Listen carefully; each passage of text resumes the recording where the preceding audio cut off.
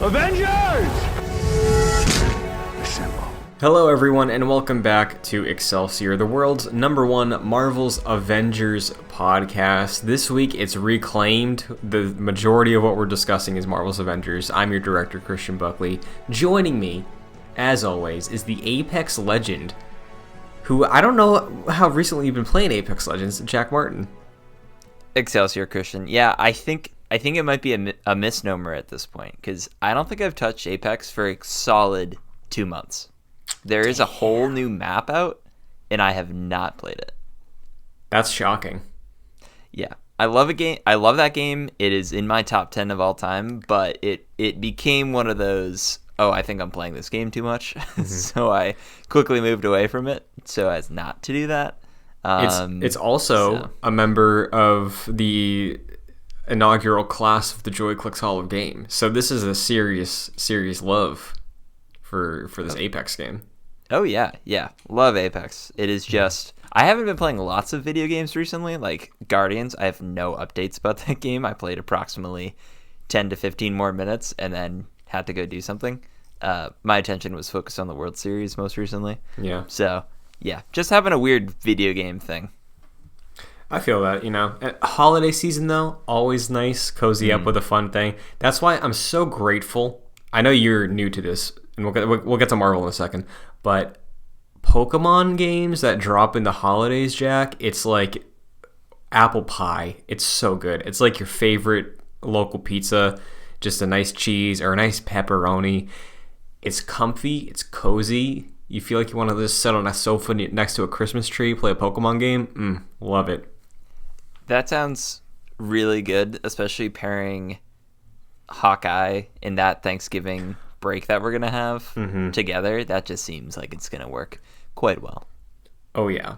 So you can look forward to that at least. I'll let you know. Definitely. But yeah, this week with Marvel's Avengers, we got a lot of stuff going on. I know Jack does not have much to add to the Guardians conversation, but I have reached the halfway point. I have a few more thoughts, not too much beyond last week to share. But we also have our continuing Spider-Man review with The Amazing Spider-Man 2 at the back half of the show. But Jack, before we dive in, is there any Marvel stuff you want to bring up before we get to what's laid out on the dock this week? Anything you've been experiencing, some comics you read in, shows you're watching, anything at all Marvel related? No, the only entertainment that I've been consuming, Christian, aside from the World Series that I talked about, is Midnight Mass and Seinfeld. I've been watching so much Seinfeld since it came to Netflix, but I have been doing literally nothing else with my time.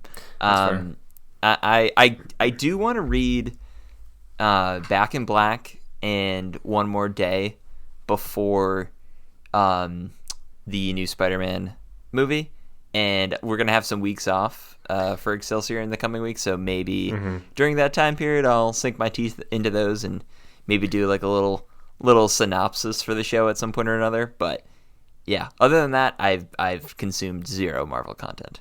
That's a good point, actually. I got 2 3+ hour flights coming up, so I might be able to power through those comics as well in our weeks off. Ooh, that's a great idea.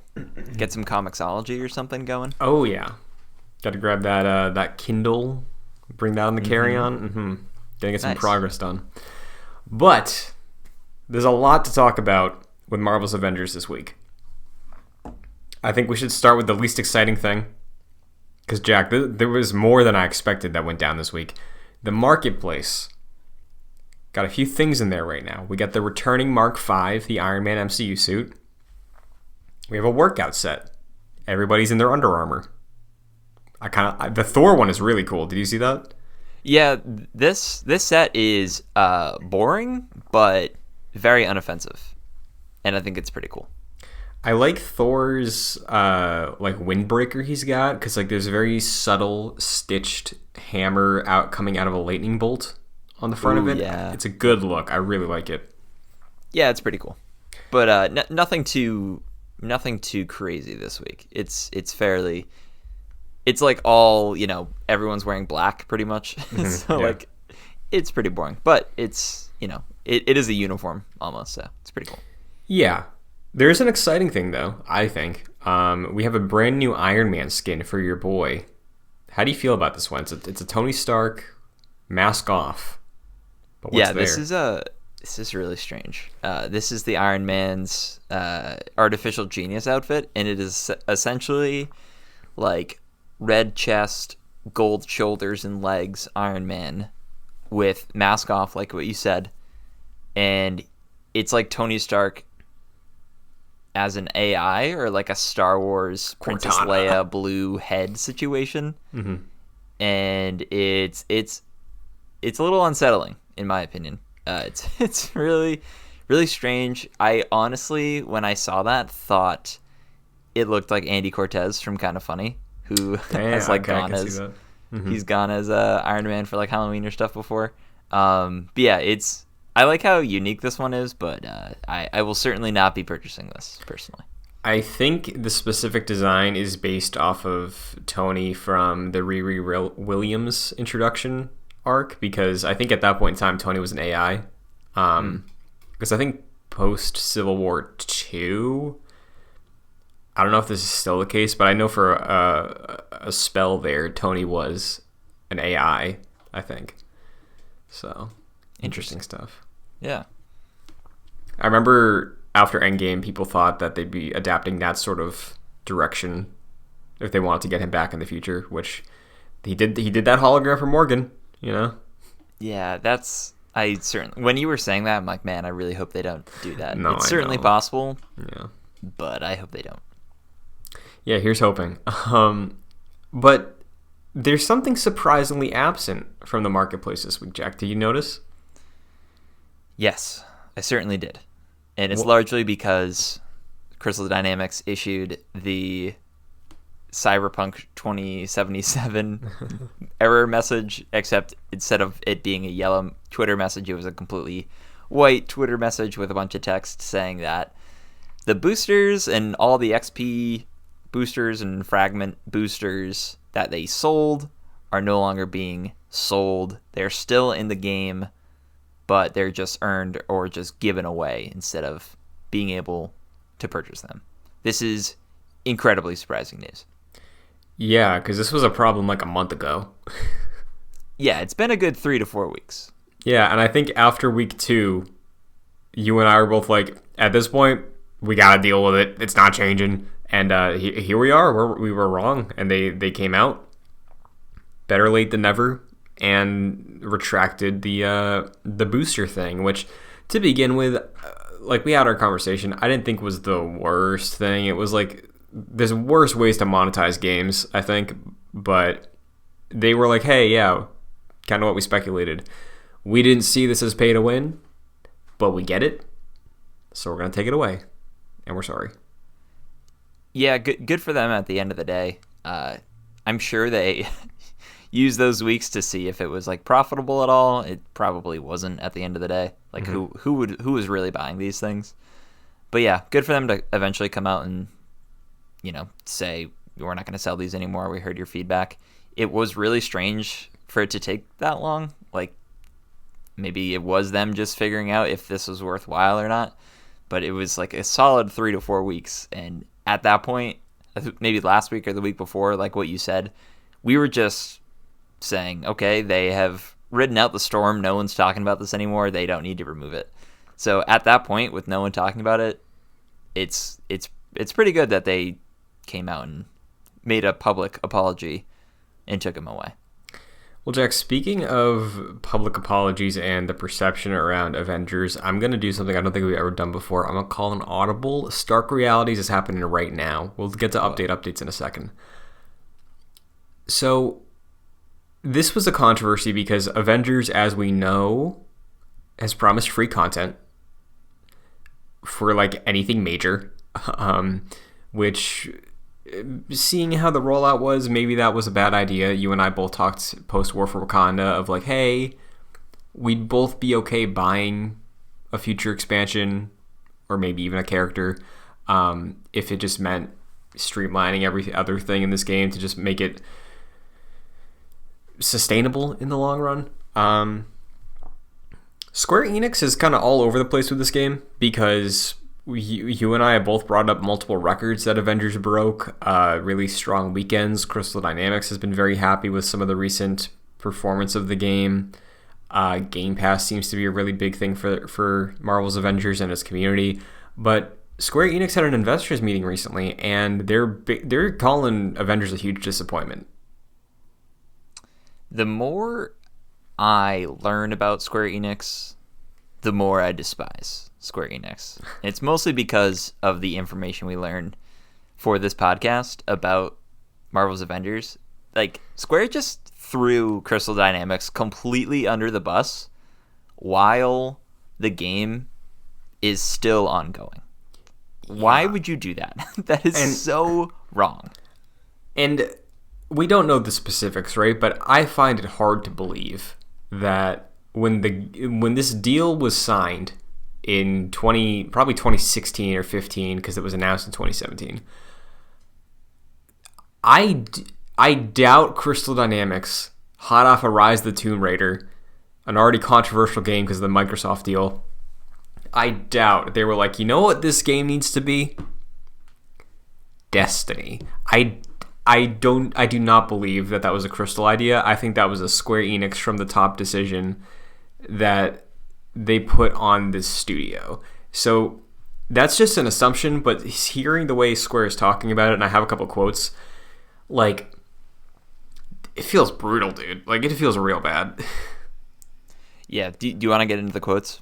Sure. So Square Enix president Yosuke Matsuda said, quote, "Marvel's Avengers was an ambitious title for us in that we took on the games as a service model. We overcame a variety of unexpected difficulties in the final phase of the game's development, including needing to transition to work from home due to the pandemic. Crystal was able to surmount these challenges and release the game, but it has unfortunately not proven as successful as we would have liked." Continuing on, nonetheless, taking on the games as a service model highlighted issues that we are likely to face in future game development efforts, such as the need to select game designs that mesh with the unique attributes and tastes of our studios and development teams.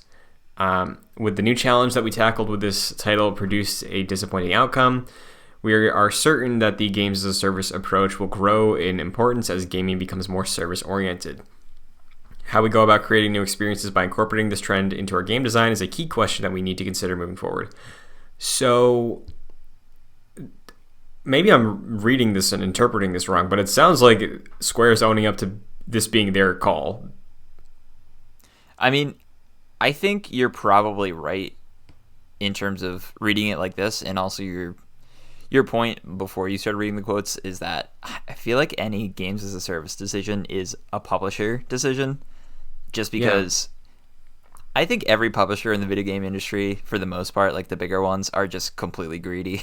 Like, obviously they're trying to make a profit, but the more I learn about big publishers like Square or like Ubisoft or EA, the more they just are absolutely disgusting in terms of like their profit models. And that I have a feeling that you're right in the sense that I'm sure Crystal was offered the chance to make an Avengers game, and they loved the idea of that and like creating a story with all these heroes. But the flip side of it was they had to implement all these games as a service elements that they just haven't done before. And it seems like that is the situation.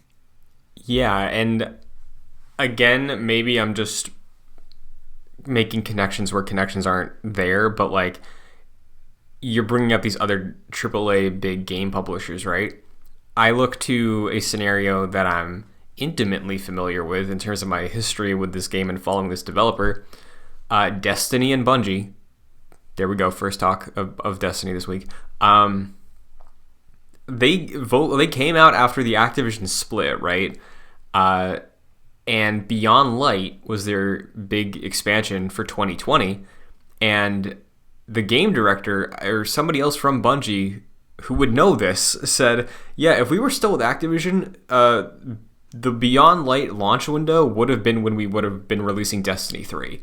So there was already a big issue with Destiny 2 launching, because that was an Activision call. They wanted a sequel. Destiny 1 had to cut off its content, pretty much full stop, go dark for a bit while Destiny 2 was being developed. And that was an Activision call. And just look at Activision right now. Overwatch 2. Overwatch was like the hottest game on the planet. Fully on ice now. And because of Activision, they're doing Overwatch 2, which is now being delayed forever. So, like, I doubt that was Blizzard's call. I doubt that was Bungie's call to make a sequel to their popular game, which is slightly different than the conversation we're having about Square, but it's still like a top-down call that goes against probably what the actual developers wanted to do. And you just look at Crystal's history with Tomb Raider and the single-player campaign of Avengers. They're great. They're really good.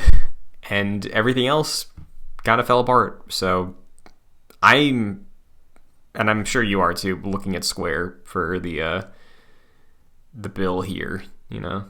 Totally. And I feel when I saw this earlier this week, and we'll get into the really good news that we're going to talk about, I just felt for Crystal because this game is not over, right? It's one thing if Square said this in like 2024 when this game may or may not be still going, and it's them looking back on the past being like, oh yeah, we made a mistake there.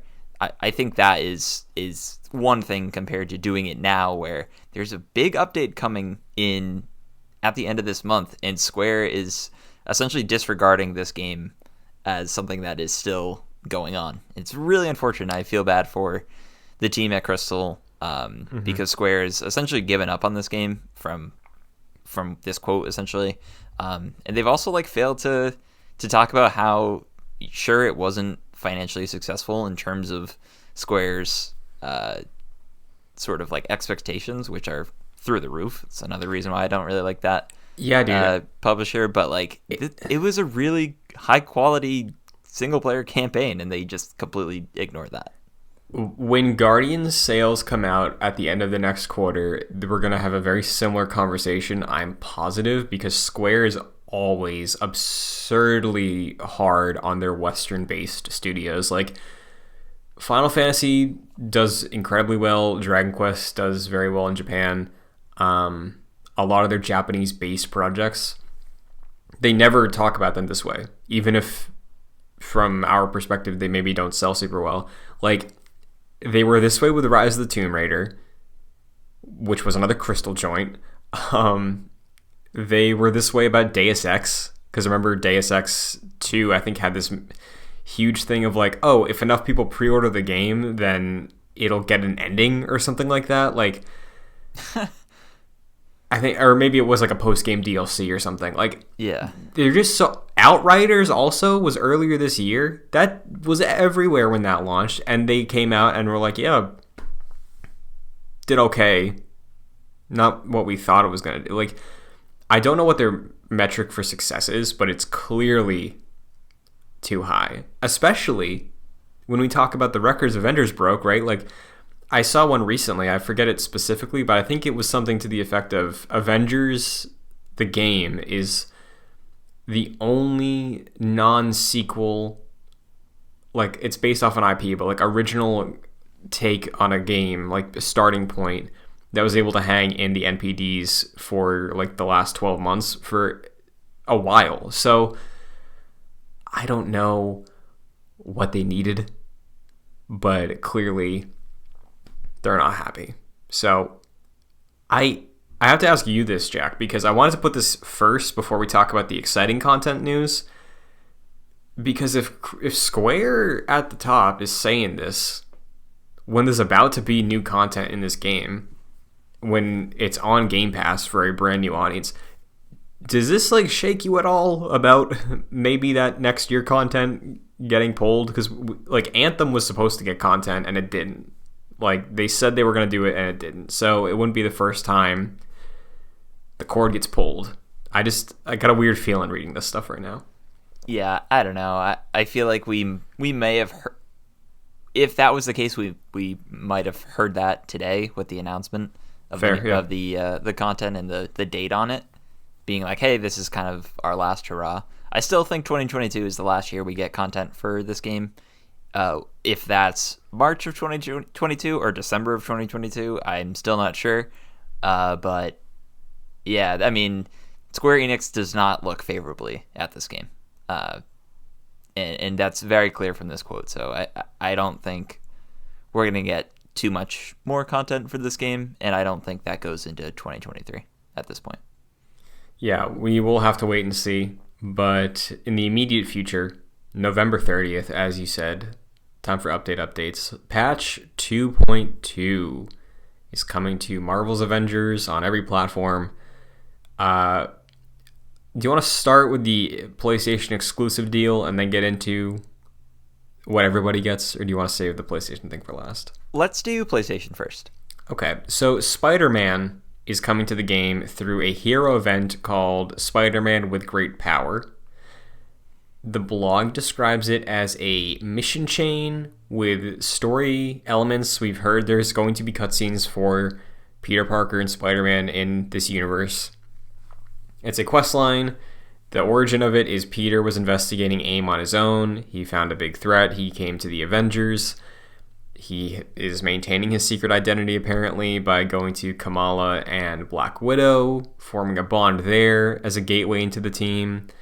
And there's a big question. Is he going to hang around, or is he going to dip out? Jack, would it be funny if Spider-Man was like, hey, cool guys, I'm out? Yeah, I read that blog and I was like, is that really a question? Like, we know we can play as him. It would be hilarious if, like what you're saying, he's around for this event and then come January, they're like, nope, that's it. Sorry.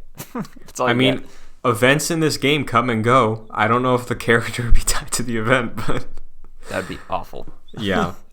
So it's pretty vague right now. We don't have any look at Spider-Man. We don't have a trailer. We don't have concept art. But from this blog post, 3 weeks. It's crazy. Yeah, from this post, where are you at right now? Are you interested in this, or do you care about what we got this week for Spidey? Yeah. I like the description. I'm interested in the back and forth between Ms. Marvel, Black Widow, and Spider-Man. I think that's a really unique combination. That should be fun. Spider it jokes. Is really what's that? Spider jokes. Black Widow, Spider-Man. Oh, you gotta imagine. That's a good call. But it's really interesting that we didn't get a trailer associated with this, with it being literally this month. So I would imagine next week or the week after, we're going to get some more details on this and obviously the raid. But yeah, I feel like it's really strange that Spider-Man, being as big of a hero as he is, having pretty much what we had this week was the date announcement and the synopsis. That was kind of it for pretty much everything in this. But yeah, I'm surprised we haven't really had a look at him aside from the megapixels in the roadmap, and we haven't heard his voice or anything. It's just very weird that they chose to do that. Is it because they're waiting for some Sony thing, do you think? Not like a state of play, but are they being weird about embargoes or No Way Home? Is there a weird conflict of marketing this against that? I don't know. I'm just trying to figure out a reason. Because the only other thing I could maybe think is that they don't want to have Spidey stuff on its own, because that video is going to be downvoted to hell because of the people that are mad that it's exclusive. Yeah, that's a good point. To your point about Sony, it does seem like another No Way Home trailer is imminent, within the next couple of weeks, the way I've seen some people talk about it online. So maybe they're trying to clear the way for that and sort of get out of its wake, I guess. But I'm not really sure. It seems it's very strange that all this blog post was really is we didn't get much that more information about what they're talking about. They just sort of slapped a date, which is fine. It's just I kind of expected more out of this blog post. Remember we were going to get the 3 times the length of the blog post? Yeah, I was thinking that when I scrolled twice and then I hit the bottom fan art stuff. I was like, okay. Yeah, I would have expected a hype trailer for, especially with everything coming out on the same day, the Raid and Spider-Man. I feel like that'd be a really cool 2-minute teaser trailer. Yeah, and maybe they're saving that closer to launch. I don't know, but it is definitely strange that we don't even see a reveal of Spidey, right? I feel like that was a shoo-in for this post. Yeah, a character model. Yeah, unless it's a spoiler. Mm. Like, what if it's Tobey Maguire? They Dude, gotta save that. I really gotta give you something if Tobey Maguire's in this game. I'll take a pizza. I'll take I will definitely personal send pizza. you a pizza. Okay. I'll definitely send you a pizza. Or maybe there's also the possibility that it's tied to a different Marvel game, and they're waiting for things to go through. I know they said it wasn't gonna be Insomniac Spider-Man, but like maybe it's Yuri Lowenthal, and they're waiting to get enough of a separation between things. I don't know. It's strange. It's a weird choice. I think at the end of the day, aside from all the conspiracies we're talking about, I just think it's another weird Marvel's Avengers thing where Sure. we're left scratching our heads at a decision like this. Yep. Well, the actual good stuff, because Spider-Man is like it's a net good on its own. It's like whatever. It's a weird way to announce it. Let's get into what everybody can do and play and experience on November 30th. The Raid. Very similar to Spider-Man, not much to go off of. No, I feel like all the information that's in the blog post is kind of stuff we already knew. Yeah. It's like pretty much everything they talk about is stuff we already knew, and November 30th is kind of the new information we got. Yeah, so the Raid, it's going to be the Raid. It's going to be facing off against Claude, a new environment, puzzles, multiplayer, all that stuff. But alongside Spidey and the Raid on November 30th, we're getting some pretty big quality of life improvements, some of which have been very hotly requested from the community over the last year. Firstly, we'll escalate. The power level, it's getting its cap buff. So currently it's 150. November 30th, it's going up to 175. 175 is going to be useful because the heroic version of the Raid is going to be, I think, power level 165 is the requirement, I think they said. So for the hard version of the Raid, it's nice they're giving us the cap increase. So if you want to run the Raid multiple times to get stuff for your characters, which is how raids work, sure, maybe try on hard on your fourth run, and then by that point your character's ready because they're 175. To make that a little more easier, we're getting the gear rework that they've been toiling away on. Specifically, as a reminder, the new version of gear is going to be, you can keep the current gear you have equipped for your heroes with the perks you like, but instead of going out and trying to find a duplicate with the same perks, same rarity, which is going to just be very hard to do because all drops are random, you're going to be able to go out into the world, get a drop that's a higher level. So say you find a purple that's 168 and you got 150 gauntlets, you can just shoot it into your gauntlets and then they're at 168. So it makes the grind for power level feel a little less frustrating because you get to keep the stuff you already like.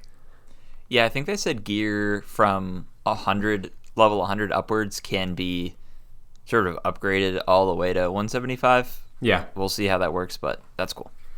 Yeah, because I really don't care about perks in this game, if I'm being honest. Mm-hmm. But I like the stats that I have for my belt on Thor, so I'd like to keep that, Oh, yeah. There are some good perks to some of the gear stuff, like the Jarvis barriers I really like for Thor. Mm-hmm. But yeah, it will be nice to just sort of go into the Raid with the same gear that you already have and just sort of upgrade it to get to parity. Yeah, and I'm hoping that the Raid, the challenge it offers, does feel really well tooled, because if I don't think I have any Jarvis barrier stuff, but if there's a puzzle in the Raid which will just help me a lot, give me more wiggle room if I have the Jarvis barrier, that's good. Then I will work to get gear with the Jarvis barrier, Like, that's a good key component of these loot games. Yeah. I just hope the Raid isn't like the threat, whatever, I'm forgetting the name of it, the Super Adaptoid. That is just one of the worst pieces of content I've played. Yeah, I got faith. I hope it's an extensive experience with the approach that Monica villain sector was just blown up. That's my hope. That'd be awesome. That's like perfect scenario for this game, I think. Yeah, and the way they talked about it, my experience with other raids, I'm hoping that's the direction, but we'll wait and see because we got nothing else out of the blog this week. The other two things, quality of life wise, hero drops for exotic rewards. Jack, what happens if you roll up to Avengers right now, you run the Omega level threat for some reason as Iron Man, you get your exotic, and then you're like, I wish I could get an exotic as Thor, and you run it again. What happens? Do you get an exotic? That's a great question. I'm pretty sure you don't. You don't, because you got it on Iron Man already, you greedy SOB. You get one. They're changing that, so it's now character-based. So still one per character per week, but you could run the content multiple times with each person in your roster to get exotic drops. So another good thing, helping get your team to parity. That's a good move. Yep. Nothing else to really say about that. Good stuff. Glad it's here. Are you glad that this last one's here? Yes, but I'm kind of confused by it. So the last thing is called Shipments. I think this is the most interesting thing in the blog this week. It is their method of delivering a path to get earnable cosmetics back in the game. The way they describe it, they don't give all the details, and they say they'll talk more in depth about it later, but a shipment, and don't get freaked out when I say this word, because it's not the same thing, is kind of like a loot box, where you will be able to use the green currency that you probably are sitting on like 100,000 of in the game right now. I think they're called units. Mm-hmm. You'll be able to drop 500 units. You get a shipment that has an assortment of cosmetic things in it, be it nameplates, takedowns, costumes, whatever, emotes, for like random characters. 500 units for that, and they will tell you what you could potentially earn out of one of these shipments before you spend your units on it. They say it's very rare to get like a high-end marketplace outfit, but they guarantee if you were to buy 100 shipments, after you buy the 100th, it's guaranteed they will give you one. So if you're out of luck, and I don't know what that math is, 500 times 100, that's like what, 50,000? Sure. Maybe. You drop 50,000 units, you know what? You earned one really good skin. Hope it's for your main. But it's a path to get the marketplace cosmetics without spending money or credits from the cards. It's random, but it's free. How do you feel about this? I'm interested to see what this actually looks like. Can you get duplicates, or can I just spend all my units to just get all the unlockable outfits and then that's it? It seems like probably not, because why wouldn't anyone just do that? I would just spend all my units, get all the earnable cosmetics, and then that's over. So I don't know. This is one of those things that sounds kind of good, like earnable cosmetics. And units are basically useless right now, so it'll be nice to actually be able to use those for cool cosmetic things. Mm-hmm. But it'll be one of those things where we'll have to see what it is actually like in the actual process of using this and see if it is actually a good system. Yeah, because I'm curious. I think they said it's rare to get a premium marketplace item. I imagine that is the MCU skins, so... Mm-hmm. I wouldn't go in, drop in units expecting to get the Black Panther Civil War outfit, right? Maybe you'd have a good bet on Unworthy Thor, or Hulk, Gladiator Hulk, or Jimmy Buffett Hawkeye. Maybe those would be the things you'd be likely to pull from one of these random shipments. But they still have to try and, because of their model with the game right now, direct people to actually spend money on the skins. So I see why they're doing this approach. I think it's gonna have to be we'll see how I feel in practice, because like if you and I both go in, we each buy 10 shipments with our units, and we don't get a single skin out of it, we just get nameplates and stuff, that's probably gonna be maybe an issue. You know? Yeah, I'm really curious about this system because I feel like I have a good amount of cosmetic items already. Mm-hmm. So is this drawing from the pool of 100% of cosmetic items, and I could wind up getting 3 items that I already have, so I basically spent money to get nothing? Or is this drawing from a pool of stuff I don't have? If that's the case, then I think that'd be cool, and I can just get 3 things I don't have already.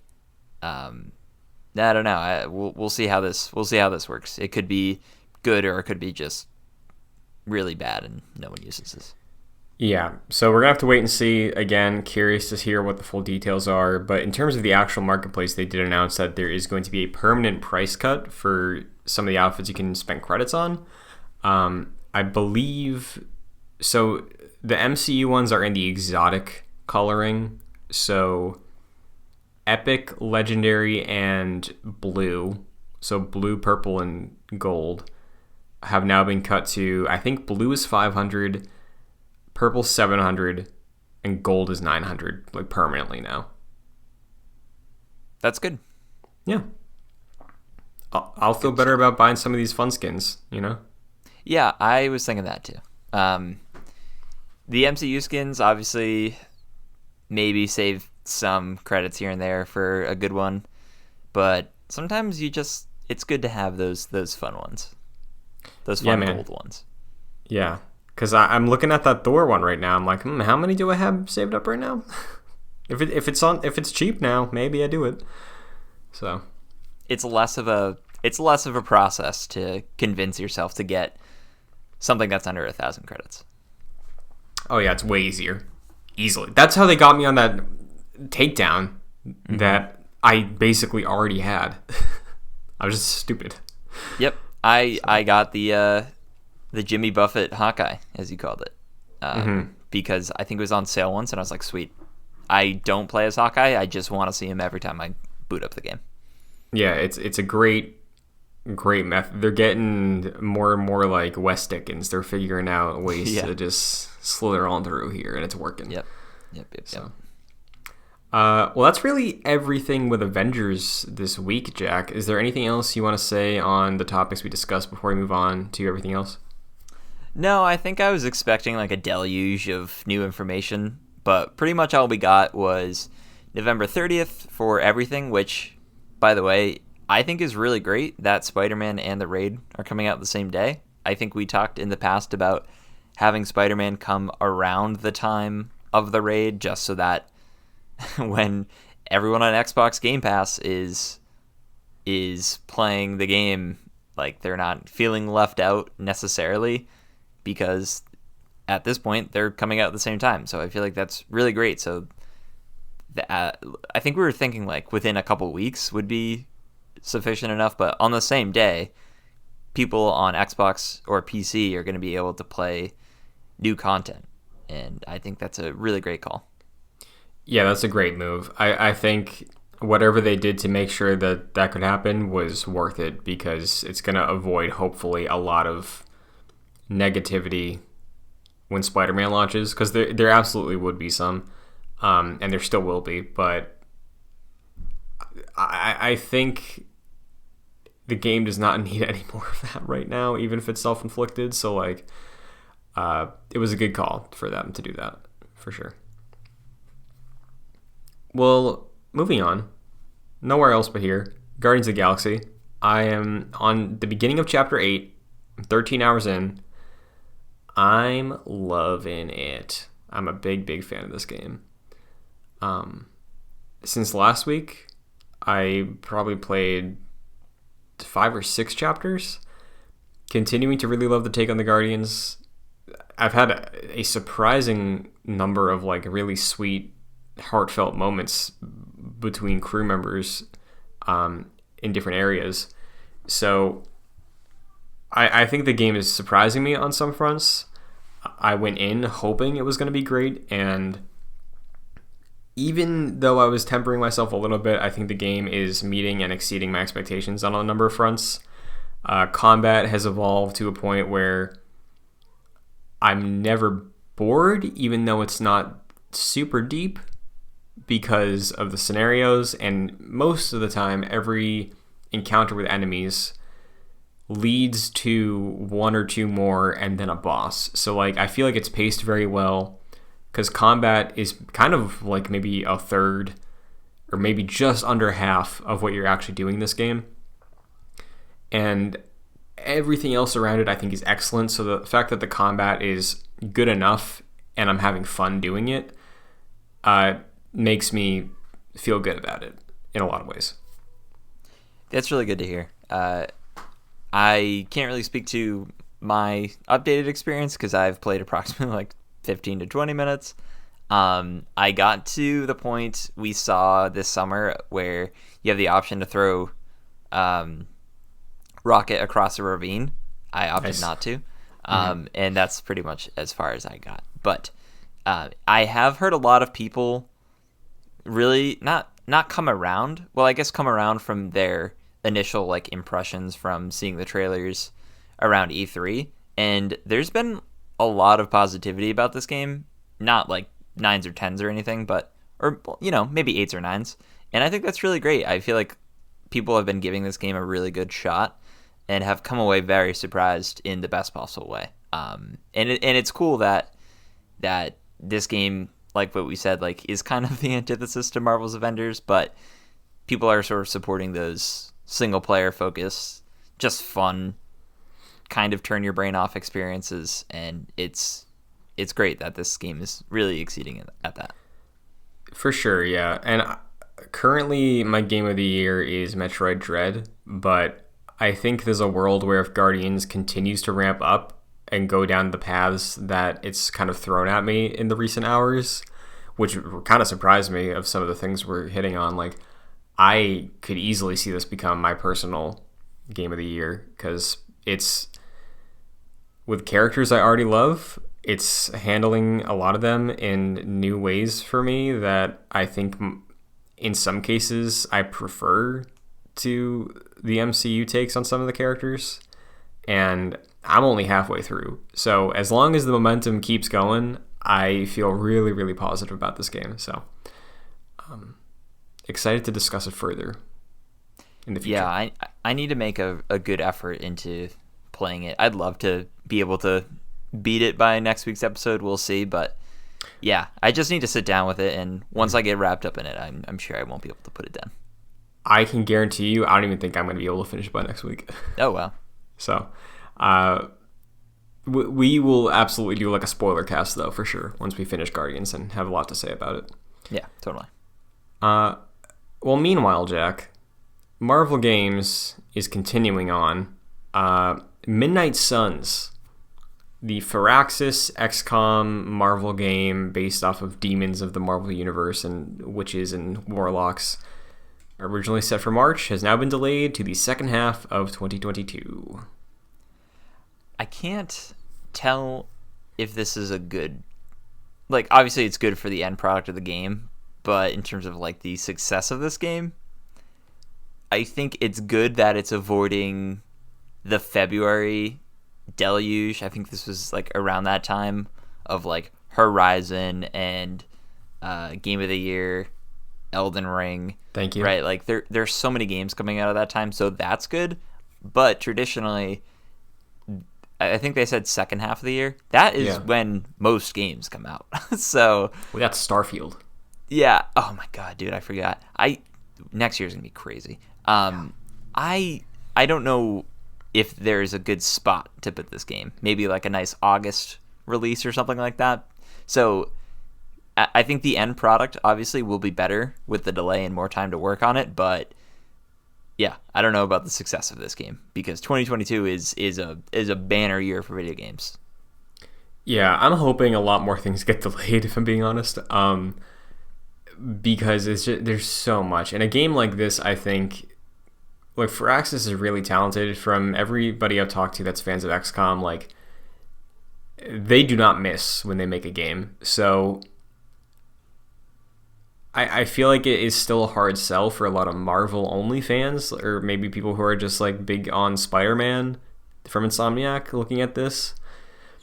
But I'm sure it's going to be a quality game, and the delay is just going to help it realize that more. But you're right. I think positioning is going to be a big thing, because as somebody who's a fan of strategy games, a huge fan of Marvel, obviously, this is right up my alley. But if it's dropping next to, like, I don't know, like even like a Redfall or something from Arcane, like, I don't know what I'd prioritize in that situation. Yeah, this game is like already something I might not play, and if it's in a populated area of the video game marketplace, I'm not going to play this game. Sorry about that. Yeah, I think the delay will help, but we'll see how everything goes when it comes to its actual release window. But we also have news of another Marvel game that has apparently been in the works for a little bit. Amy Hennig, creator and writer of the Uncharted trilogy, has been working with Skydance New Media to work on a Marvel action-adventure game. Big budget. Thank God. The most exciting... There's a lot of exciting aspects, I'm not going to lie, about this announcement. For me, let Amy Hennig just finish and release a video game. It's been, since Uncharted 3? Since she was able to, like, finish and release a product. She was, like, kind of let go from Naughty Dog with Uncharted 4, and then she was working on a Star Wars game that EA just completely gave up on and decided to move forward with other projects. So it was just so sad, because she is like one of the great video game minds in the industry, and she just makes incredible video games. And she basically was saying, like, hey, we're taking that sort of like fun popcorny pulp adventures that I really love, and we're doing that with a Marvel game. And that is the best pitch for a video game I've heard in quite some time. Yeah, that's awesome. I think she does great work. It's a travesty that the last thing she shipped was Uncharted 3. I think she had some writing credits on like Battlefield Hardline or something. And yeah, you're right. I know she did a little work on Forspoken, that new Square game, but like not anything major. So like full Hennig hasn't been seen since 2011, which is terrible. And I really do miss her style, because like, huge fan of Uncharted, massive fan of Uncharted. I think Uncharted 4 works, but like I still kind of prefer the tone and atmosphere and everything that she does with that franchise. So seeing her bring that flair to Marvel makes me excited. People have speculated, of course, as they will, what this project could be. Do you have any ideas? Anything you hope to see her tackle in the Marvel Universe? So I was a little confused at first, because the announcement was that Amy Hennig and Skydance New Media would be making a game set in the Marvel Universe that was like a fresh, unique take on the Marvel Universe. And I was like, does that mean they're introducing a new hero?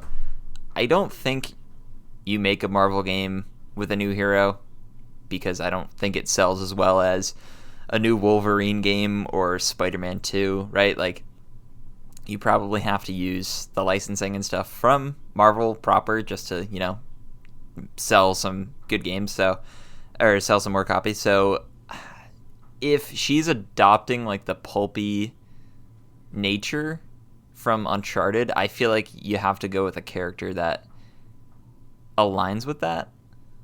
Mm-hmm. I'm hoping for a Daredevil game. I think Daredevil's pretty dark though, so I'm not sure if that aligns.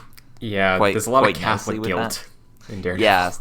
Yeah. I'm not really sure. I can't really think from the top of my head, but I think it is going to be similar to like an Uncharted Indiana Jones type of adventure that is sort of fun and popcorn fun in that regard. So probably a hero that aligns with that.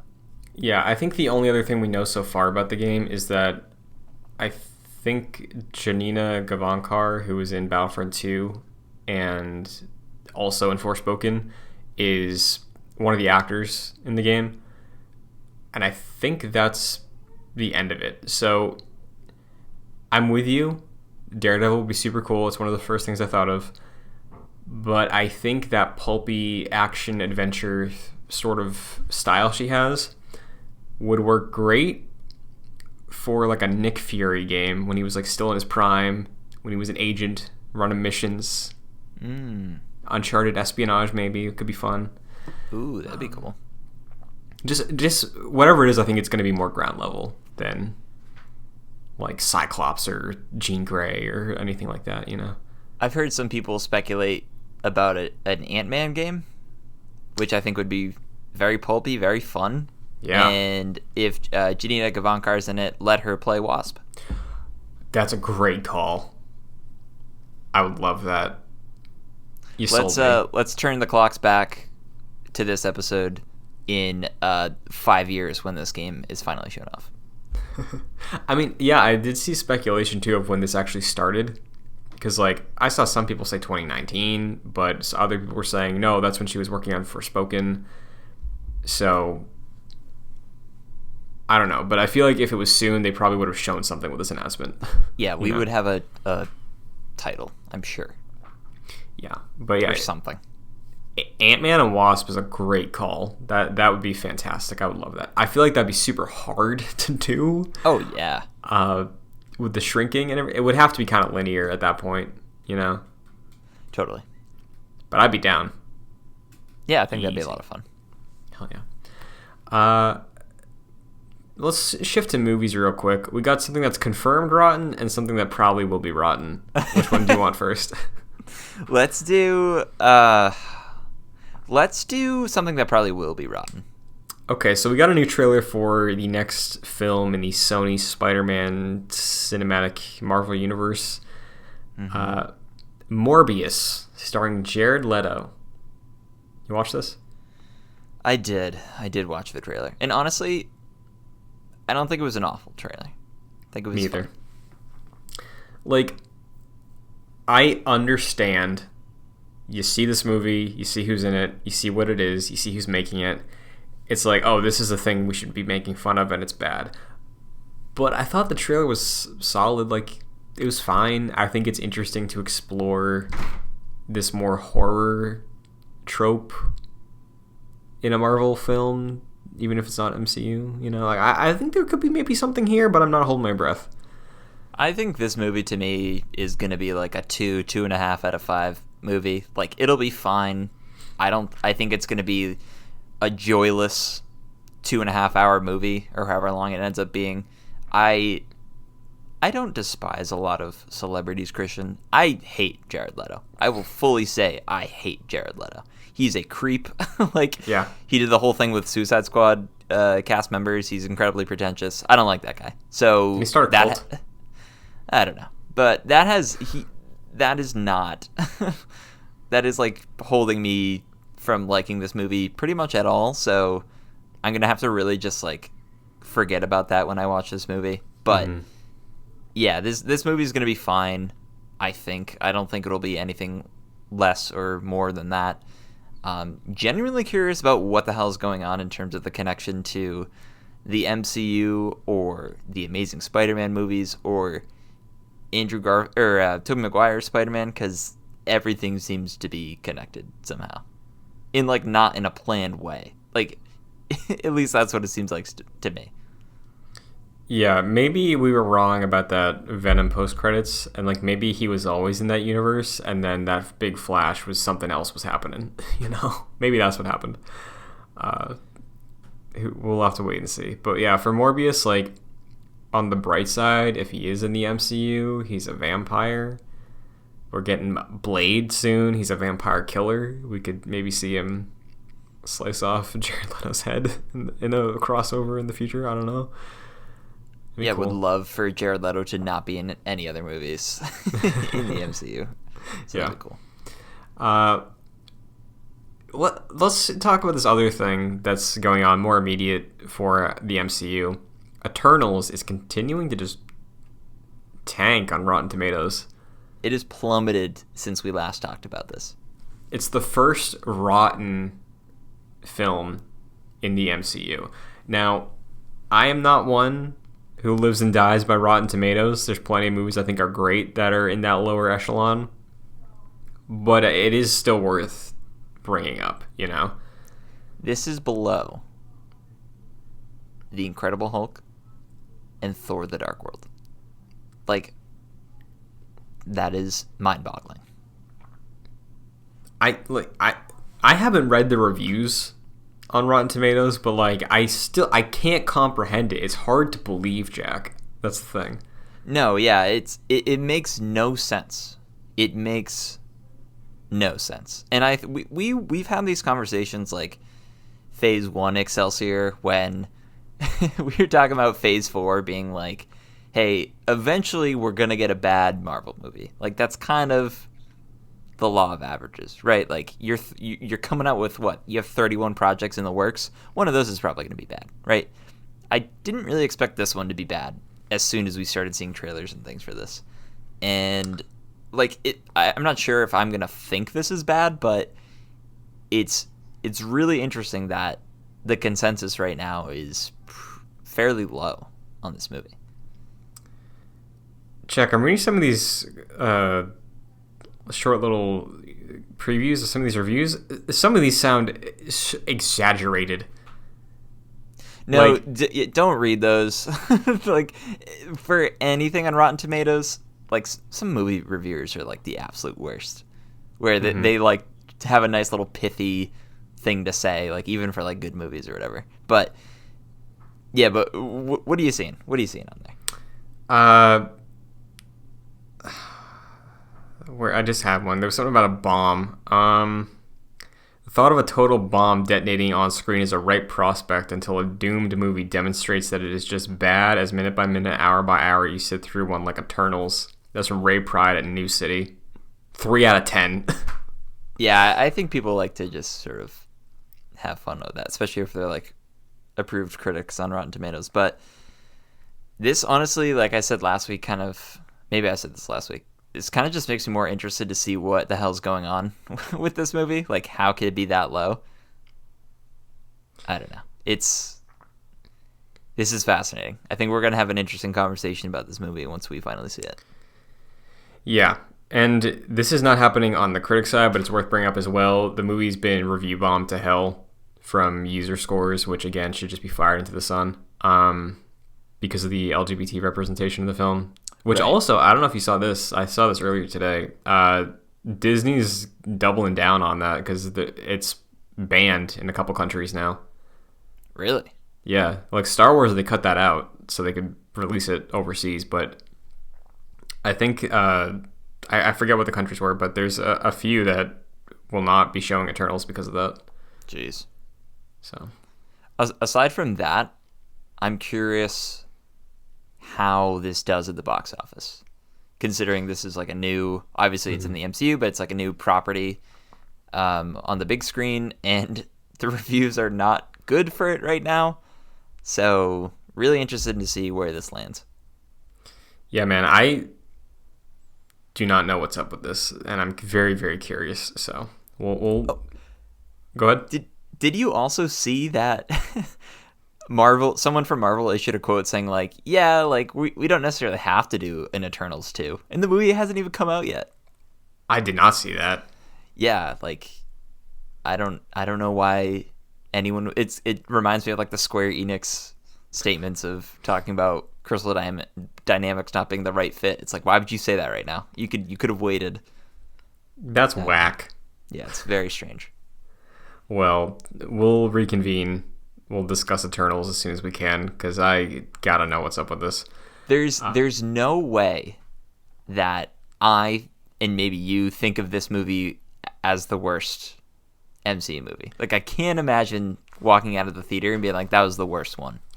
Right? Because, like, Chloe Zhao's really talented. Like, I get a great director can make a bad movie, but it's like I said, it's hard to believe. I'm looking at my MCU ranking right now. What's my bottom? Incredible Hulk, Iron Man 2, Thor 2, Avengers 2. I'll be shocked if I like it less than those. Like, I don't know. Like, I can't imagine me stepping out of the theater being like, man, I kind of would rather watch The Incredible Hulk. Like, there's no way. Yeah, maybe all these people that are saying it's the worst one just forgot about Incredible Hulk because Marvel has given them every reason to, you know. So yeah, and like obviously different people review these movies, so this isn't reflective of like Thor: The Dark World or The Incredible Hulk, but it makes no sense. Yeah. We can move on in just a second as well, but I also think it's worth remembering that there are good movies that just don't resonate with some people because of who you are, and that's worth taking into account because a critic is never objective. They're bringing their personal experience into their experience of the film. That's always how it works. So true. Something that could speak to a lot of people could speak nothing to the person who's watching for 3 hours nearly. It's like, this is what you did. Like, there's a world, you know. So, open mind. Well, that's basically everything before Spider-Man. I got halfway through that Black Widow Assembled, by the way, when I was waiting for something the other day. I watched that. I watched the whole thing, and I forgot about it. Okay. So that's my review. I think it was 50 minutes. I probably paused it around like 28 to take something out of the oven and then just didn't go back to it yet. I was shocked not a mention of COVID in the first half. No. I doubt it's in the second half. From my hazy recollection, I don't think it is. I wrote one note about the documentary, and I had another dot, like a bullet point that I was going to write, and then I just never did. I said it felt like a Scarlett Johansson documentary in a lot of instances, especially in the first third and the third. They sort of opened with it being sort of about her, and they closed with it being about her, which I thought that was nice for her being in that role for so long. Sure, yeah. I liked the introduction, how they started with test footage for Iron Man 2 and stuff like that. It was cool. Yeah, definitely. Well, it's time for TASM 2 in review. We should start the way we normally do. History with this movie. We talked about it briefly last week, but you and I both in the past recall somewhat enjoying this movie. Right? Yeah. I think we, at various points, have enjoyed this. It's one of the more recent ones out of all the Spider-Man movies, which is weird because it was, 2014? That's 7 years ago. Mm-hmm. So I feel like I have less of a history with this one than any of the others so far, but I frequently revisit on YouTube the 10-minute opening sequence of this movie because I think that is immaculate Spider-Man on screen. I think that's some of the best Spider-Man content that's ever been released at movie theater. And you would be 100% correct. That is excellent, with him swinging, with the trumpets blaring, him saying, what have you got for me today, New York? It feels just quintessential Spider-Man, and honestly reminds me a lot of Spider-Man PS4. Sure. I think both of those feel very similar, both that intro sequence and I guess the intro sequence in Spider-Man PS4, that just perfectly captures Spider-Man. I fully agree. I think it's perfect. If I'm getting the itch for watching a Spider-Man thing, like a movie, but I don't want to dedicate a movie, I'll just watch that on a big screen because it's so good. They perfected it. Even the goofy stuff with Rhino, I think works for what they're doing. It's the first villain. It's a normal day for Spidey. He's going out in the city. This Russian dude is going wild in the streets. It's very comedic. It's very cartoony, but I feel like it just kind of works still because it's where we start with the movie. You know, maybe the rest of the movie doesn't match this, but I don't know. For me, I don't mind any of the comedy in this opening sequence. The one thing that doesn't work for me is when he looks over and he just sees Dennis Leary's ghost. That's a little strange, but everything else works. No, I think like if we're just talking about this intro sequence, I think this is some of the best Spider-Man content we've seen ever. Yeah, big time. I always forget though that there's an actual intro to the movie. Yeah, and it's a choice. It's a choice because it's a good 5 minutes that you have to watch through of Richard Parker trying to upload something on the internet. And it's not very exciting. I feel like they didn't have to do that. Yeah, I honestly, I think the reason that thread was here, and there's that deleted scene, which I'm sure you're aware of. Wait, what is it? Peter meeting his father. Like grown the Peter. we know. Yes. Like through an AI or something? No, like he's mourning Gwen at her grave, and then his dad just rolls up. Like, have you seen alive. that? Yes, he's alive. He's living. No way. Jack, I beg you, please look that scene up right now. I'll go off. You got to watch that, and then tell me. It's only 2 minutes, I think. Like, he is alive. In the flesh. He's standing right there. They're acting. Andrew Garfield does a really good job there, I think. That's a really good performance from him. A lot of rage. I think that's great. It is a choice. And I think... Like canon, he's alive. I don't know if it's canon because it didn't make the cut. A lot of things didn't make the cut. If it was in the movie. I think so. There was a theory that it was like a chameleon or something. Like... Oh my god. Disguising themselves. But, yeah, I mean, we didn't really talk about this much with Amazing Spider-Man 1, but there was that dude in the hat in the cell at the end, and he's like, did he tell the boy about his father? And yeah, I didn't see that. Yeah, and the marketing was the untold story, and people came out of Amazing Spider-Man 1 like, what the hell? That's the told story. We've seen that.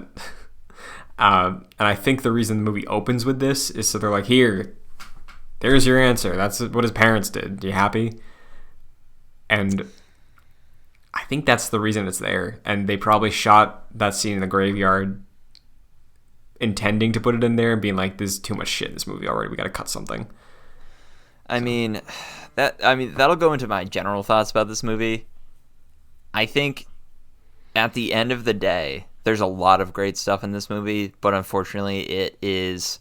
I'm comparing this to the most stuffed Oreo. You ever seen these? Like the cake ones? No. This is the Oreo. Instead, you got your standard issue Oreo, then you have your double stuff. Then there was the mega stuff at one point, and then, as if it couldn't get too much, they introduced the most stuff. Oh God! Yeah. And I had one, and it's, you know what? There is a point where there's too much, and that's this movie. This movie is overstuffed with so much. There are so many plot lines and threads going on. It is really unfortunate because I think this movie could have been something great, but it does feel like one of those instances of Sony getting involved and being like, let's set this up for the sequels after. Like, we don't really care about this one right now. We just need to put stuff in this movie to carry it on. It's really unfortunate because it bogs down the quality of this movie dramatically. And I feel like if this was a much more focused story, this could have been one of the more favorable Spider-Man movies. But at the end of the day, it's just kind of fine, in my opinion. Yeah, it's kind of a mess. It's kind of all over the place in a lot of ways. I am with you. I do like a lot of things about this movie. Like everything with Peter and Gwen, I think is great. I love the Spidey stuff. I love the short little slice of life things we get of him being Spider-Man. I think that's fun that we just splice those in throughout the entire movie of like him with the kid and the pinwheel, him with the sneezies. It's fun that we get like just random Spider-Man stuff in his day-to-day, because I feel like the I even like the Tom Holland ones I feel like don't give us fun little moments to breathe of just Spider-Man doing Spidey stuff. Like there's that montage in Homecoming, but that's kind of it. So I like that was a thing they chose to include in this one, but yeah, I feel like that should have been the most scattered random stuff they do with this movie, but there's so much more that is just so much more distracting and random. Yeah, it really loses me at a certain point. Like, it becomes very confusing.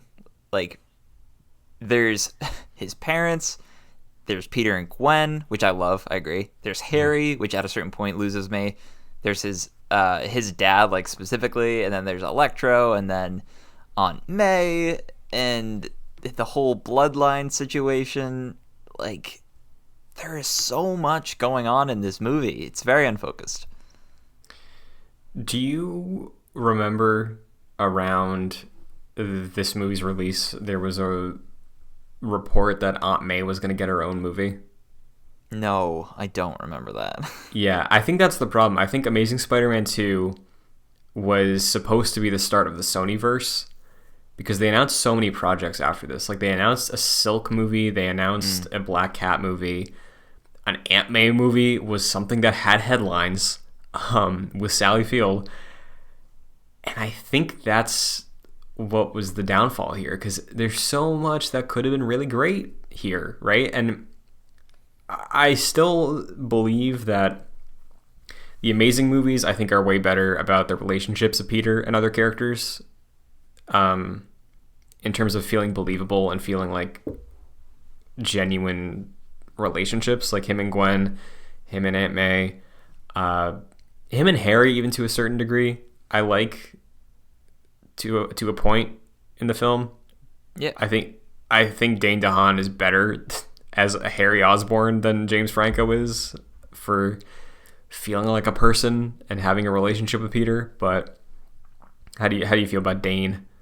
Yeah, I remember not liking Dane DeHaan, but after doing these rewatches, yeah, you're totally right. It's Dane DeHaan is a real person rather than a cartoon character, like James Franco. Unfortunately, there are other cartoon characters in this movie, so I guess it doesn't really matter at the end of the day. But yeah, I think you nailed it with the relationships that Peter has in this movie. I think Andrew Garfield just acting with another human being is much more believable than Tobey Maguire acting with someone else. That feels very wooden, unfortunately. But yeah, the relationships and stuff going on in this movie are good. It's just everything else that is happening in this movie is a colossal mess. Yeah. There's a lot of threads that kind of go nowhere and just sort of exist in the movie, and things just kind of happen. Like the stuff with Electro, like Jamie Foxx, he could have been so good as a villain, right? And he's just a cartoon in like a way that I think the Rhino stuff is cartoony too, but I'm into it. The Jamie Foxx stuff, I'm not into it. I don't know why. I think it's just a little too ridiculous for having some emotional thing they're trying to throw your way to make us care about him. Like it feels scattered, like the rest of this movie, just centralized on his character, I think. It's the nerdy scientist turned villain trope that we've seen in 1,000 superhero movies. The most recent was Wonder Woman 1989, 84, whatever that travesty of a movie was. And then there was Poison Ivy in the Batman Robin movie. Like, we've just seen it 1,000 times, and it's really not. It's honestly like really annoying how horrible they treat these people. Like how cartoonishly evil the dude Ryan from The Office was as a boss. You know, like no one. People are bad, but no one treats people like that, right? Like it's just so unbelievable, and it's you just don't want to see that in a movie. Like it just makes it seem very much like a movie rather than something that's grounded in reality. Yeah, man. And I think another thing that kind of takes me out of it is that like literally everybody in this movie is somebody. You know, like every single character who has screen time in this movie and dialogue is like a character from the comics who is included here to set something else up down the line, which fell apart, obviously. Because, like, Felicity Jones is in this movie as Black Cat. Yep. Why? That was set up for her own movie that fell apart, clearly. Mm-hmm. But, like, she's in the movie for, like, 2 minutes total. Like, she's not in it long. I think Ryan from The Office also is a named character who's a mad scientist or something that was probably set up for another thing. Harry and Norman, like, it's just kind of exhausting keeping track of everybody. You know what's crazy about this movie? It did worse at the box office than The Amazing Spider-Man. And I think that's kind of... I feel like that's partially why this whole Sony Spider-Man verse just kind of stopped in its tracks. Like, I think Amazing Spider-Man was somewhere in like the 700... I'll look this up right now just to clarify, but I think Amazing Spider-Man was somewhere in like the 750 range million, and then this was like, Amazing Spider-Man was 758 and million, and The Amazing Spider-Man 2 was 709 million. So like it was still obviously a $700 million movie, but it didn't perform as well as the first one, which obviously as a sequel you want to do better. So I think Sony did a lot of reevaluating after this movie because of that. Yeah, which I'm still a little salty about as somebody who really loves Andrew Garfield in this role. And this was one of those movies that came out around those Sony email leaks too. Mm-hmm. He got screwed over. Like, there was a bad meeting one day. I'm shocked he even agreed to come back for No Way Home, if that's true, because, like, he really got screwed out of playing this character who he's been very vocal about having this huge love for portraying. And I think in this one, even more so than the first one, it comes across. Like, all the moments of him just being Spider-Man and, like, being a hero for New York City, I think hit so strong. Even at the ending, right, where he's helping that kid out again. Is it the same kid? It's not the same kid, right? Yeah, it's like Jose, the dude with the... I think his name was Jose. The dude with the kid with the, like, windmill? Yeah. Dressed up at the end. Like, everything he does with him, everything he does just being Spider-Man is on that level, I think, of what I hold to be the gold standard PS4 Spider-Man, just being Spidey, you know? Like, It's great. It's a bummer there's not that much of it in the movie. But dude, the fireman hat sequence. That's so good. That's so good. Excellent.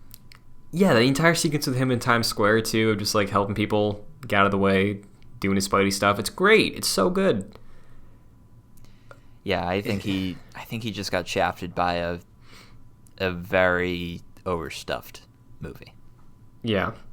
And back in the day, fingers were crossed that he was going to be the Spider-Man that showed up in the MCU, but I'm glad Tom Holland exists, you know? No, I'm with you. Yeah, I mean, I feel like Andrew Garfield, for me, he ironed out the things, in my opinion, that were sort of distracting from his performance in the first movie. Like, he's not stuttering all over the place or, like, acting all strange. Like he was in Amazing Spider-Man. Like, that direction, in my opinion, was a little, weird. But in this movie, he's just a normal dude as Peter Parker, and he's just as good, if not better, as he was as Spider-Man, which is great. And it's unfortunate that he only had these 2 movies to sort of prove that. Yeah, dude, I really wish he got a third shot just to round it all out, because he's going to get, supposedly, some screen time coming up, but yeah, that's, I think, maybe the biggest upset of superhero movies I've seen in my life, of just cutting this thing short just because Sony got involved too much with this one. Yeah, it's really unfortunate. Like, you can feel watching this movie that this is a launching pad. There are so many different things that they're introducing that don't need to be here, but are just here for the audience to make sense when they see a spin-off of Aunt May in her hospital ward, right? Like it's or whatever she was gonna do. I think what that were was they it. gonna Yeah, do with that movie? Was that it? I think that's what it was. What an awful idea for a movie. You know.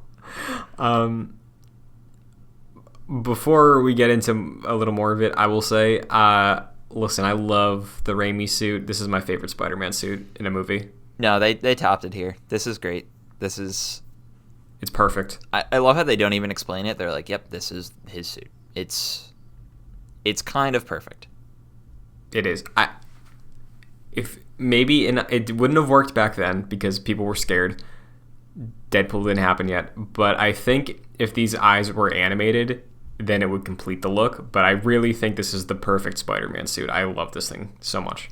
No, you're right. I think the big white eyes really do it. I think like the only critique I have is like the shape of it is like a little too skinny, but that's pretty much the only thing I can critique about this suit because it's kind of the best so far. Yeah. In my eyes, the bigger the eyes, the better the suit. So, yeah, I'm with you. How do you feel about... I don't even know what to throw a dart at next because it's just so much shit. Like, what do you think could have been the core, I guess? Like, what thread in the end was the thing you care about the most by the time credits hit? Is it the Peter and Gwen relationship? Is that it? Yeah, and the thing I actually really like in this movie is I do like, maybe it is a little ham-fisted with the composites of Dennis Leary popping up, but I do really like the guilt that is continued from Amazing Spider-Man. Mm-hmm. And if the core of this movie was Peter and Gwen and the guilt that Peter feels and how that affects their relationship, and maybe I'd honestly be more interested in Harry than Electro, for sure. So if that was the core of this movie, I feel like that would have been a really good movie. Yeah, I think there's a lot of what you just said that is like the majority of the movie, right? It's overshadowed by these other things they shove in there. Like, I think if you just leave off, like if you have Harry in the movie and you leave off in a spot where by the end he's just mad at Peter and he like figures out the blood thing and like maybe he starts showing signs and that's the cliffhanger for the third one, then you let that relationship breathe through the movie. You focus on Peter struggling to be Spider-Man and because of his guilt with his relationship, and then there's this Electro guy in the city that he's having to deal with and he's distracted. Like, that has the makings of a really great Spider-Man story that I think could be on the level of some of the best ones. It's just for some reason we need Norman Osborn in this thing. You know, who's like the actual like Spider-Verse Green Goblin, where he's actually a goblin. Yeah, which is cool. I wish they like went in on that, but I don't know. Also, that comes 30 minutes into the movie. It reminded me of Venom when like I think he was divorced 30 minutes into the movie. Yeah. Or whatever. Man, that just like usually you set those things up that, you know, Harry's going to be in the movie for the majority of the movie, like way sooner than 30 minutes, but 30 minutes have gone by and we're introducing a brand new thing that is super important to this movie. It's bizarre.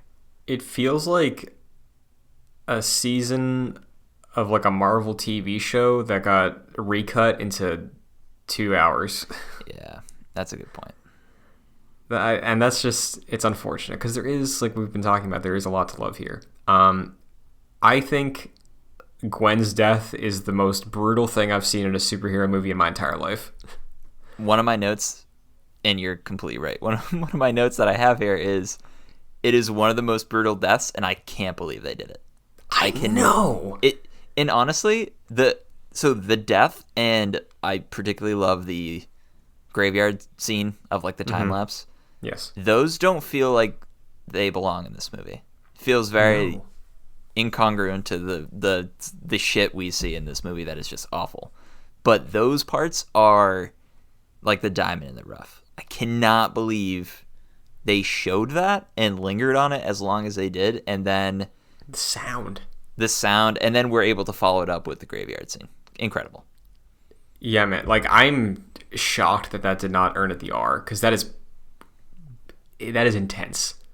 It shook me in theaters. It shook me the other night. Like, that is hard to watch. And Andrew Garfield, again, won't stop praising the man. He's maybe the best actor, I think, that has played Spider-Man. Because he goes in, he commits to it, and you feel it. I hate that his crying face was used in the goddamn trailer for this movie. That's another thing. Do you remember the fucking trailers for this movie? No, I don't. They showed everything. Like, they showed that. They didn't show he was holding Gwen, but they had the close-up on his face, screaming, crying. Jack, they show him spinning the manhole to hit Rhino, the final frame of the fucking movie. Which is funny, because that is a weird thing to end the movie on. And I think everyone left that movie being like, I do remember being like, I can't believe that was the ending. And I think a lot of people were like, why would they show that? If that was the end. I don't think, like, not a lot of movies show the last. Imagine if they showed Chris Evans dancing with fucking Peggy Carter. Like, that's what they did. Crazy. Oh, man. But yeah, to get back to the Gwen stuff, it's the emotional core of the movie. I think it still works for me a lot. So it keeps me from wanting to put this like super low, but the movie just tries. It does so much, Jack, to make it hard for me. Yeah, no, like I don't dislike this movie, but I don't really hold it in high regard, unfortunately. I think it just hurts because you see what could have been great. Exactly. There's so much. There's some really, really amazing stuff in this movie, and I think it came down to Sony wanting to create their own universe and just shoving as many references in this movie as possible in case they wanted to continue stuff later. And that's awful. This movie is Peter's wall in this movie with a bunch of pictures and lines connected to it, where Sony was like, yeah, maybe we could do this if we wanted to, and we'll just throw it in there, and we don't have to explain that much of it. And it's very unfortunate. Speaking of throwing things in there, last week you asked me if Amazing Spider-Man 1 had less product placement than I remembered. It was this movie. This was the one. Sony Vaio. Yep. My go-to laptop. I don't know about you. Yeah, I think the only Sony Vaio I've ever seen in my entire life is in this movie. I think so. Also, just throwing things in here, that I think this is unironically one of the best things about this movie. The Philip Phillips song, when he's just struggling. Oh, for you. That song? It's so good. I just think of Kind of Funny making fun of that, and I think it's hilarious. Like, that is like the one of the... Of course, you gotta have a montage in this movie because it's already a train wreck. Not a train wreck, but it's already messy as is. So I guess we need to condense as much stuff as possible, and let's just do this. This movie is like, both of these movies try to be as hip as possible, right? Like, some people describe the Raimi movies as being like sort of like old New York in a way or whatever, and this is like very decidedly, let's be like a modern take and be like very modern and show all this technology, and in the editing process we'll include new songs, and very quickly this movie has aged. So that stands out in 2021. I do enjoy that Peter's still techie in this, how he's like crafting at workbenches. I like that. The magnetic electric stuff and him trying to deal with Electro in that regard, I think is cool. Yeah, it's another instance of, I think, these movies maybe doing it best. I have to rewatch the Tom Holland ones, but just showing Peter's intelligence as a scientist, you know, like maybe not emotional intelligence when it comes to his relationships at times, but just being a smart guy. I like it. Yeah. Is there anything else we haven't talked about so far that you're burning to talk about before we give a ranking on this thing? The last thing I really despise in this movie, and I actually think it's really hilarious, is the electro dubstep situation going on. Not only do you get the dubstep of him in Times Square and him playing Itsy Bitsy Spider in the end sequence, there's also like some screamo in the background of like people talking through the dubstep, and it's like his thoughts pretty much, like him being angry at Spider-Man. And it's awful, and it's completely terrible. Does it change? I'm not sure if you know this, but the voices, because he is a musician, is Jamie Foxx. Those are his vocals. No, that actually makes it worse. It actually makes it worse. I do like the theme for Spider-Man.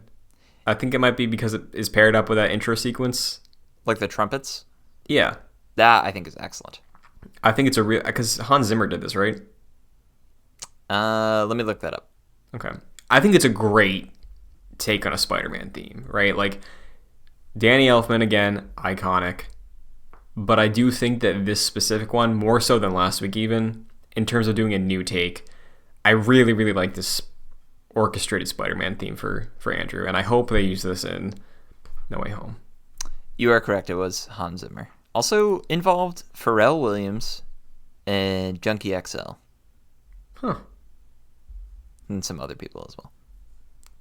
Interesting. I did not know that. Yeah. Well, Jack, I'm going to make you go first. Okay. Where do you rank The Amazing Spider-Man 2?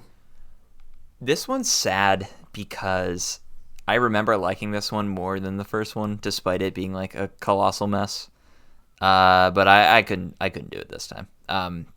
My ranking right now is Spider-Man 3 at number 8, Venom at number 7, Venom Let There Be Carnage at 6, Amazing Spider-Man 2 at 5, Amazing Spider-Man at 4, Spider-Man 1. My rankings are all messed up, but that's the order, and then Spider-Man 2 is the top spot. I messed up the numbers because my phone is being weird, but that's it. So can you run through the top 4 again, or top 5, whatever it was? Yeah. So I'll just go through it again. 7, Spider-Man 3. 6, okay. Venom. 5, Venom 2. 4, Amazing Spider-Man 2. 3, Amazing Spider-Man. 2, Spider-Man 1. Number 1, Spider-Man 2.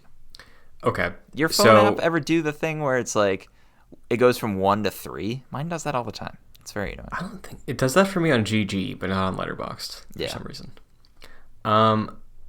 Yeah, this one was tough because we know I have a soft spot in my heart for the Venom movies. I think... It's really hard, dude. I might prefer watching one of the Venoms over Amazing Spider-Man 2. But at the end of the day, we're ranking Spider-Man movies, you know? Mm-hmm. So I think I'll settle on actually the exact same ranking that you have. So this is very amazing. Yeah. I'm like very surprised we have not deviated at all. Yeah, like I don't know if I believe that the Venom movies are better films. Maybe they are, and I'd maybe rather watch them, but there's just so much great Spider-Man stuff in this one, dude. It's hard to put it that low. There are definitely moments in this movie, like what you said, you made a really good example of wanting on YouTube being like, let's pull up a good scene from Spider-Man 2, right? Like the first, well, I guess not first 5 minutes of this movie, like the 10 to 15 minute mark of this movie is like impeccable. And there's no moment in either of the Venom movies that I would want to pull up. Yeah, I think maybe it's poor waiting on my part, but that is half the reason that it's above those, if I'm being real. It's a good call. Yeah. Oh, so we forgot about like deleted scenes and all that. Remember how Mary Jane was supposed to be in this movie? Yeah, dude, Jesus Christ. Oh, God. Do you think she's going to be in No Way Home? Like Shailene Woodley? Yeah, is he going to be like, oh, yeah, I got an MJ too, Toby. You know, it's just, he shows a picture of Shailene Woodley. Oh, God. That'd be interesting. Yeah, because I remember people were like, oh, Gwen's in it. And it's like, is she? Is Emma Stone in this? I don't think she's in this.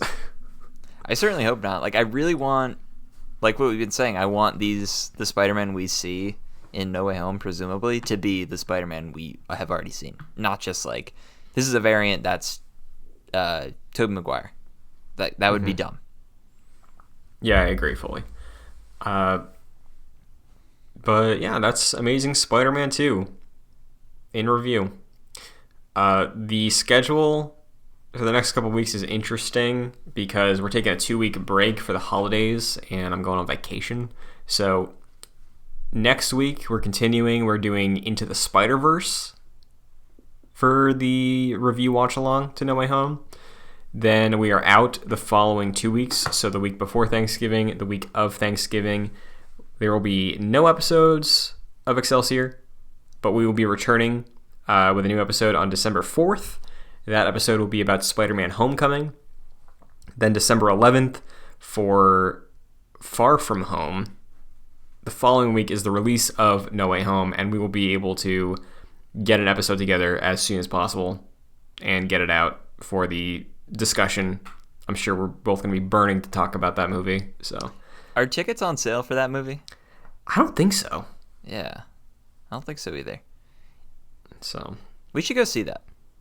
Yeah, together. And then come out of that movie and review. I'm wondering if that's got to be a premiere. I feel like it has to. I feel like that has to be a Thursday night for me. I don't know. Yeah. Oh yeah. Because I don't know if you saw this, but the Eternals post-credit scene was all over Twitter this weekend. I did not. Is it the one that's been spoiled? Yes. Okay. I didn't watch it.